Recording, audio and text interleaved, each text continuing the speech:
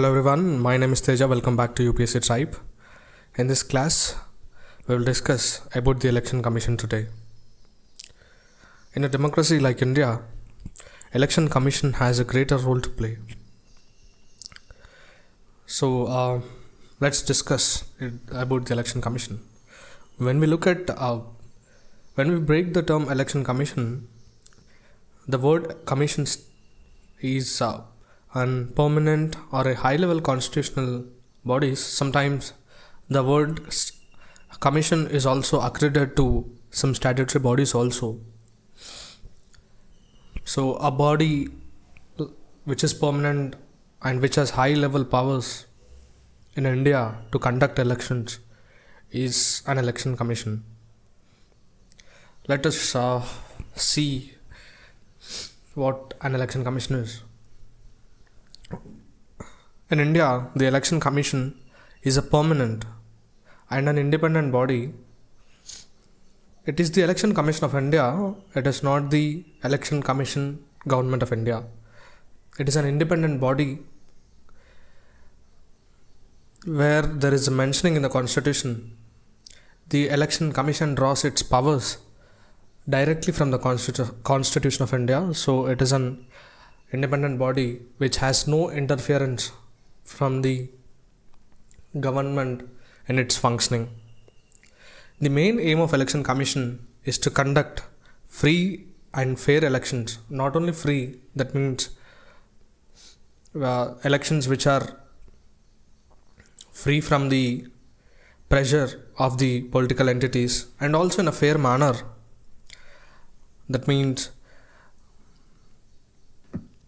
which is free from any bias or activities like rigging. It is an all India body common to both the centre and the state. The Election Commission of India, although is a high level body that draws power from the Constitution of India, is often seen as a central level body, but it is an all Indian body. It is common to both the state and the centre. Also, the aspirants must make a note. The panchayats and municipal elections, the local body elections, are conducted by the State Election Commission in the state that is also constituted by the Election Commission of India. The Article 324 Election Commission draws power from it. Let's see what does Article 324 states. Let's read it out. The power of superintendence, direction and control. Aspirants must make note of these three terms. Let's say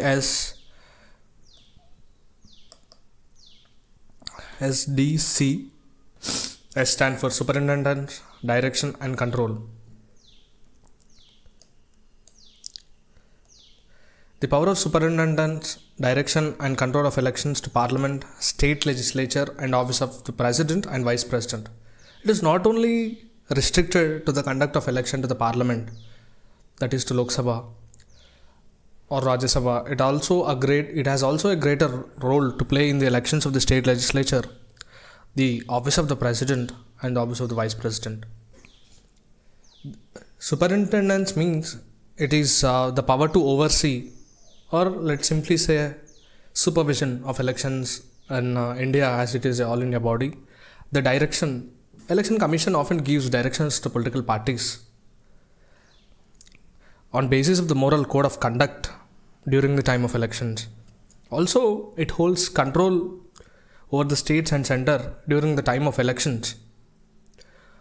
It also holds control over the employees of both the state and central government to conduct the government during the time of elections. Let us now look into the composition of the Election Commission. The Election Commission as a permanent body consists of Chief Election Commissioner and other members determined from time to time by the President of India. It is on the President of India to fix the number of other election commissioners apart from the Chief Election Commissioners from time to time. The Chief Election Commissioner and the other commissioners are appointed by the President by his hand and seal. The President also appoints regional commissioners on basis of the burden of the Election Commission. To reduce the burden of the Election Commission, the regional commissioners are appointed. The Constitution also guarantees legal immunity to the Election Commissioner or the members in the Election Commission. The service conditions of the Election Commissioner or the other commissioners in the Election Commission cannot be changed or altered to their disadvantage that would impact their performance of work. Also, the tenure of the Election Commissioner is determined by the President from time to time. During 16 October 1989, initially there were 2 election commissioners in addition to the Chief Election Commissioner. In 1990 January, those provisions were abolished and there exists only one election commissioner, that is the Chief Election Commissioner. In 1993, again, the one Chief Election Commissioner plus 2 election commissioners again were re-established with the office. We must note the other election commissioners hold equal powers and equal salary as of the Chief Election Commissioner. When there is a difference of opinions during any discussion, the majority is taken into consideration. Now let us look into the tenure and age restrictions or criteria to become an election commissioner. The Constitution mentions the 65 years of maximum age one must possess to become election commissioner. That means an election commissioner can be in office up to the 65 years of age, to put it simple. And also a tenure of 60 years is guaranteed, as his tenure cannot be changed to his disadvantage. This criteria is 65 years until an election commissioner becomes 65 years old, or if he completes a tenure of 6 years, he will hold the office. Whichever is earlier is taken into consideration. 65 years or 6 years, this figure must be kept in mind. This can be asked in examinations. This is also asked prior in the prelims examination, and there is also a greater chance of asking this question in your SSC examination or the other state examinations, state PSCs.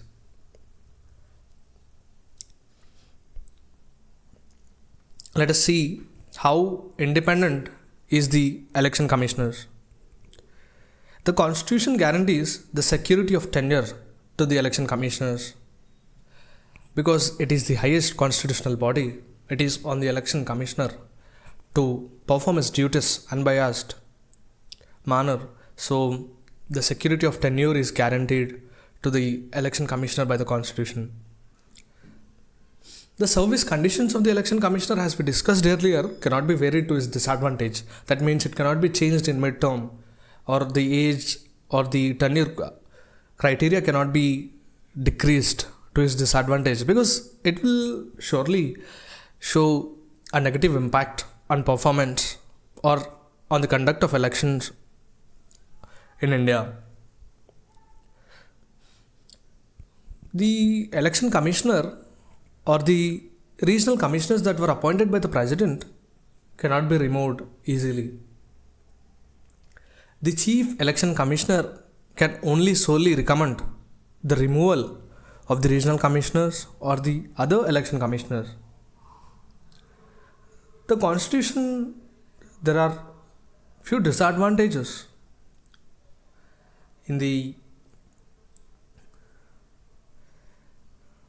choosing the election commissioners. The Constitution has nowhere prescribed the qualification one must possess to become the election commissioner. Generally, The officers from the All India services, mostly from the Indian Administrative Service, a senior level officer is drawn or is made to become the Chief Election Commissioner. The Constitution purposefully or specifically has not prescribed any qualifications in the Constitution to become an election commissioner. Also, the term of members is also nowhere mentioned in the Constitution. After resignation,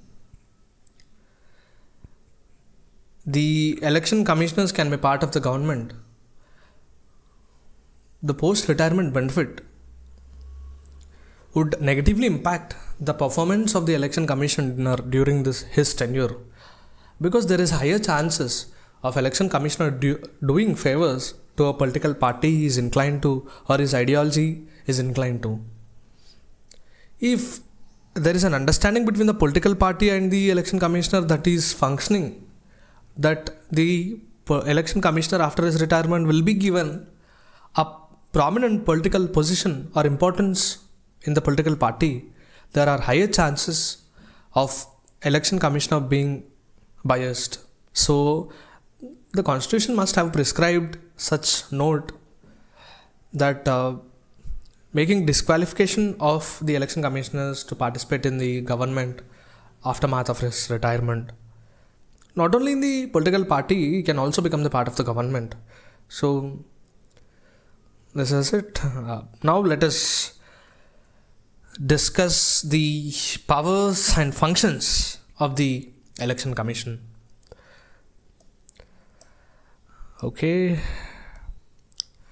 administrative, the powers and functions of the election commissioner can be broadly divided into administrative functions, advisory functions, and quasi-judicial functions. To discuss in brief, the conduct of elections is administered by the Office of the Election Commission. The Election Commission also acts as the advisory to the President of India on disqualification of the members of the Parliament or the other legislative bodies. It is also a quasi-judicial body. Sometimes it is not a judicial body, it is a quasi-judicial body. The term quasi itself indicates it is a semi-judicial body, whereas it discharges a duty. Some duties like a judicial body or like a court. While settling disputes on the party symbol or the party names, the election commission behaves or acts like a quasi-judicial body. The administrative, advisory and quasi-judicial functions we discussed in brief. Now let us discuss in point to point. First, power and function. Determining the territorial areas in accordance with the Delimitation Act. The central government, the Government of India, constitutes a Delimitation Commission by passing a Delimitation Act in the Parliament. It is to demarcate the territorial areas or to divide the constituencies basing on the given criteria. So after that exercise is done, it is on the Election Commission to determine the territorial areas of the constituencies in the country. The Election Commission has a greater role, is a sole body in preparation of the electoral rolls. The electoral roll is a paper or a roll wherein the voter details or IDs of the citizens or the electors of particular constituency who crossed 18 years and who has applied for vote. The details will be in that electoral rolls, and such preparation and such revision is always vested on the Election Commission of India. It is this duty as a paramount of importance. The registration of eligible voters. We all know an eligible voter is a citizen of India who crosses the age of 18 years of age. one must register with the Election Commission of India. When it is registered with the Election Commission of India, the Election Commission of India, upon verification, grants you a voter ID card. It is now called as an EPIC card, EPIC card. So it looks after the registration of the eligible voters. Now, the Election Commission is also vested when a political party is formed.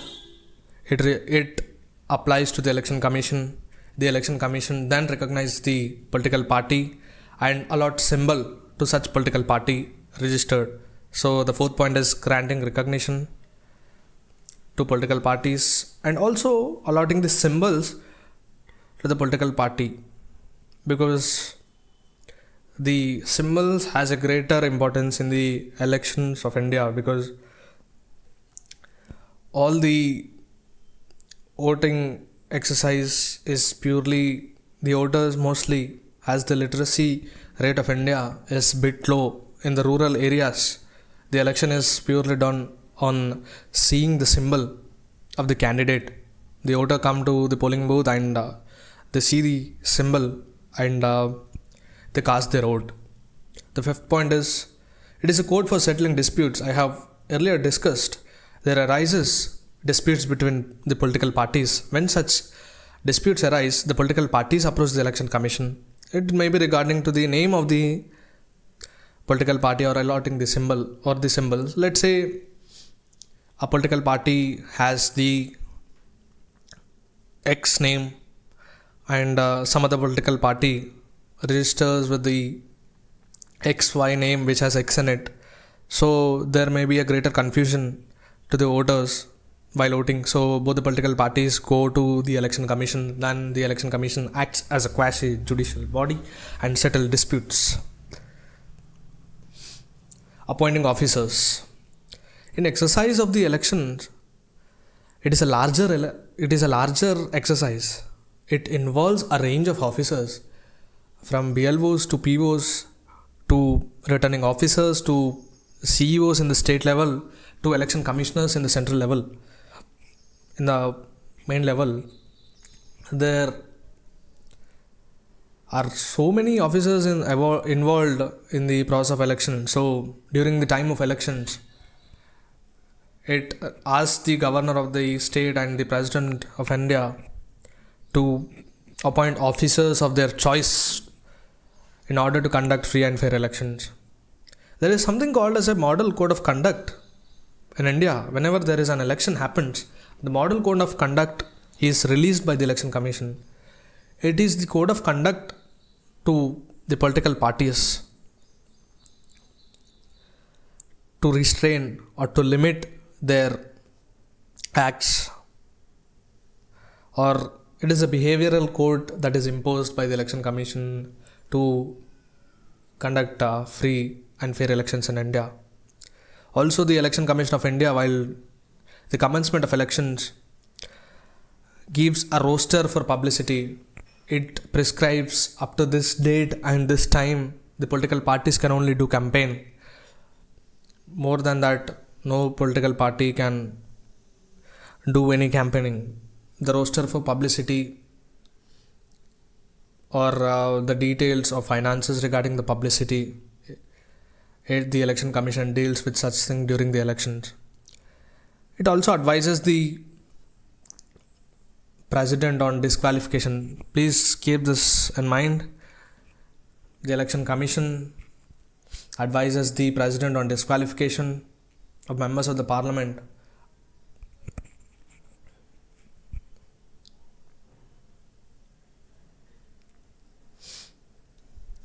Now let us look into the 10th point. It also advises the governor on disqualification of state legislative members, as we discussed earlier. So we missed a point. During the time of emergency, the president takes opinion from the Election Commission whether to conduct the election. Is it a suitable time to conduct election, or further there should be a waiting period to conduct the election, or the situations favorable to conduct elections. So this is the point we missed. Cancelling polls. So if there is an unfair or unbiased election that happens in the country due to rigging, casting of fake votes, or booth capturing the whole booth and unanimously voting to the candidate, and if there is any violent situations that exist during the time of elections, the sole authority to cancel the elections or to conduct the elections is always with the Election Commission of India. The request for staff can be made to the President and governors of the concerned states during the time of elections to keep them staff. So this is an important point. The grant of national party status to the political party based on some criteria is always given by the Election Commission. So now let us see. There is an Election Commission at a higher level, then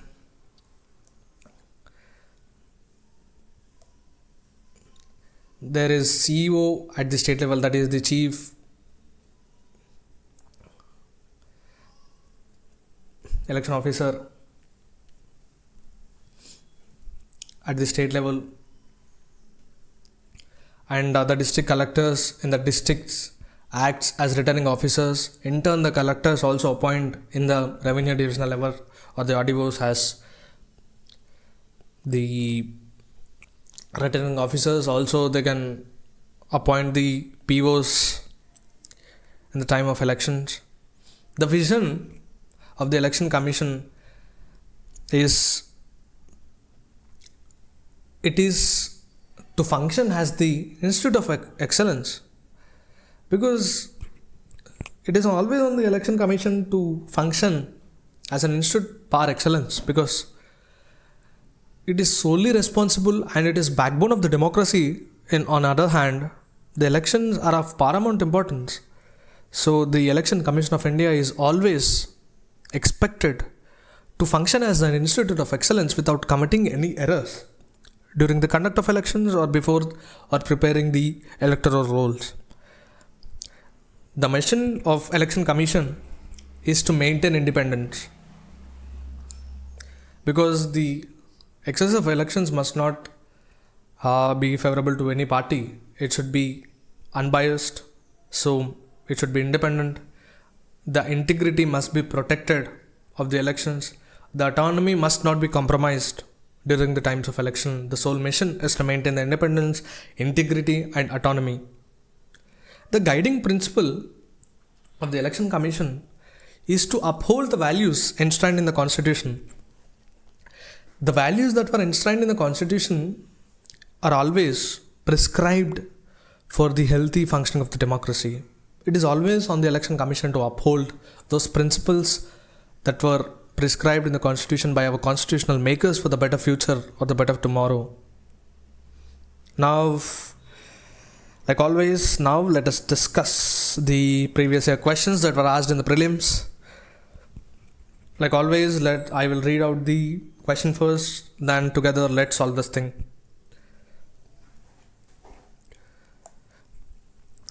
Consider the following statements. This question was asked in 2017.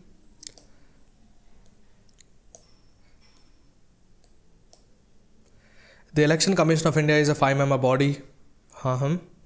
Second point, the Union Minister of Home Affairs decides the election schedule for the conduct of both general elections and by-elections. Okay.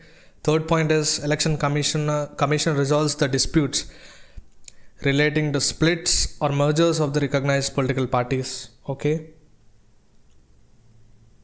Now let us look into this. The first point, the Election Commission of India is a 5-member body. I have never told this. The Election Commission of India is not a 5-member body. It has CEC plus other election commissioners. So it is not a 5-member body. The first point is an incorrect statement. So we could eliminate the statement A for now. The Union Ministry of Home Affairs decides the election schedule for the conduct of both general elections and by-elections. It is a false statement. The Union Ministry has no say in deciding the schedule of the elections. it is upon the Election Commission of India to decide the time for conducting elections. So the second point is incorrect. So now let us eliminate this point, this point, this point. So we are only left with the point D. So the option 3 is correct, because the Election Commission resolves the disputes relating to splits and mergers of the recognized political parties. I have earlier said this. Election Commission acts as a quasi-judicial body. It is that function that we have discussed. I think it's an easy question. Now let us discuss the question number 2. This was asked in the 2002 examination. First point, the Chief Election Commissioner and other election commissioners enjoy equal power but receive unequal salaries. Okay. The Chief Election Commissioner is entitled to the same salary as in provided to a judge of the Supreme Court. Okay. The Chief Election Commissioner shall not be removed from his office except in like manner and on like grounds as judge of the Supreme Court. Okay.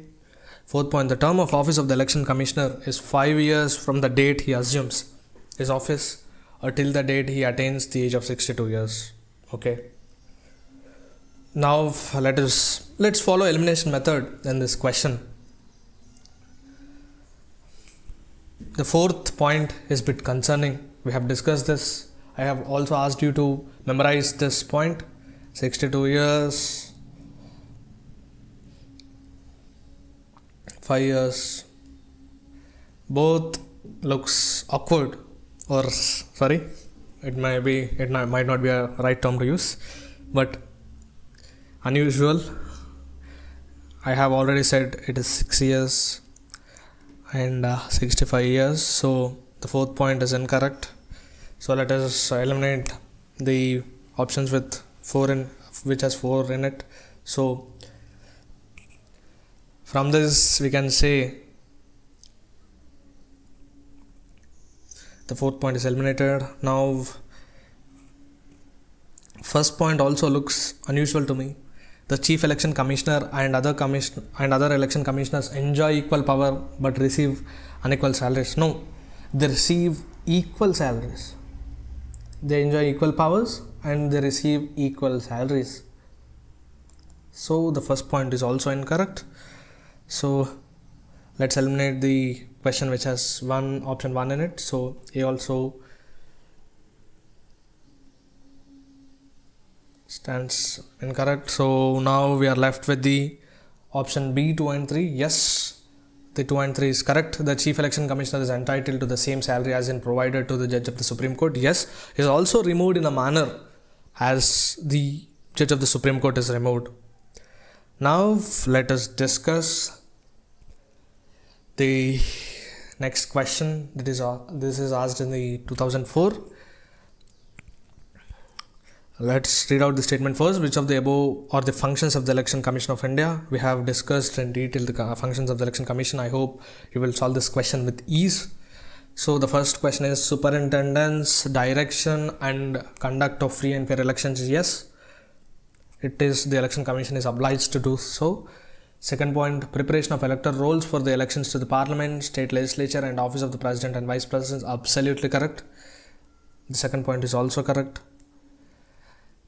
Giving recognition to political parties and allotting election symbols to political parties and individuals conducting the elections. Yes, absolutely correct. Proclamation of final verdict in case of the election disputes. This seems a bit different because the final settling of disputes is always done by the judiciary with the help of the election petitions by the High Court or the Supreme Court. So the fourth point is incorrect. The final verdict on disputes is given by the honorable courts. So now the fourth point is incorrect. So whichever has fourth in it, we will eliminate it. So the second point is also correct. So the answer is option A. Let's look into the one main question that is asked earlier in the examination. Discuss the role of the Election Commission of India in the light of evolution of the model code of conduct Okay, let's break the question. Role of the Election Commission in light of the evolution of the model of code of conduct. Okay, this question we can easily write to an extent with the points we discussed. Firstly, you write about the introduction to the Election Commission of India, how it is important, how it draws power from Article 324 of the Constitution. Then you start discussing, draw a beautiful wheel diagram or a flow chart or a chart showing the functions of the Election Commission, that is the role of the Election Commission in the conduct of the elections, and you relate such functions to the evolution of the model code of conduct. You see how model code of conduct evolved over days and give it a beautiful conclusion. You could end it with that. Now let's look into the value addition point. So there is a criteria. We have earlier discussed that the Election Commission recognizes the national party. The national party criteria is only given to few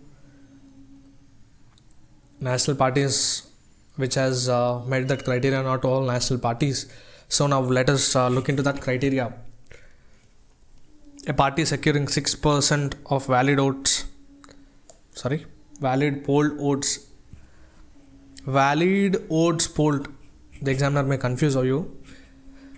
In any 4 or more states such as general election to Lok Sabha or to the Legislative Assembly, and in addition it wins 4 seats in the Lok Sabha from any state or states.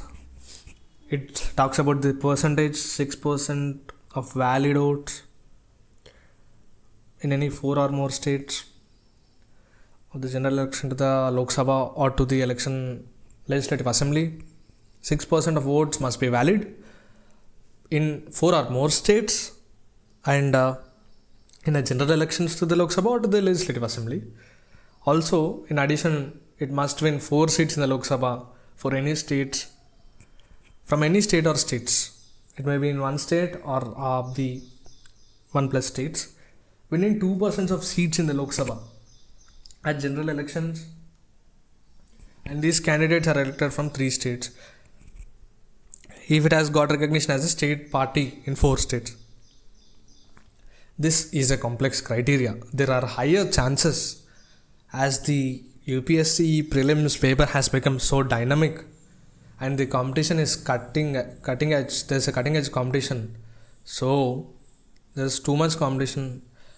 I ask you to by heart these points because it has complex 6%, 4 states, 3 states figures. So by heart with clarity. And also there are 6 national parties.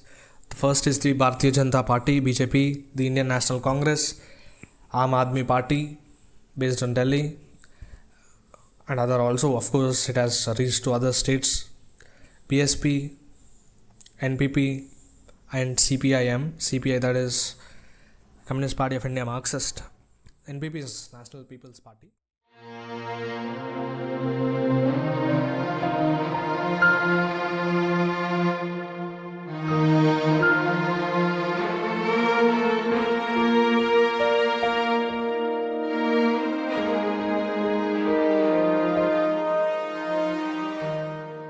I hope you enjoyed this lecture. Thanks for watching.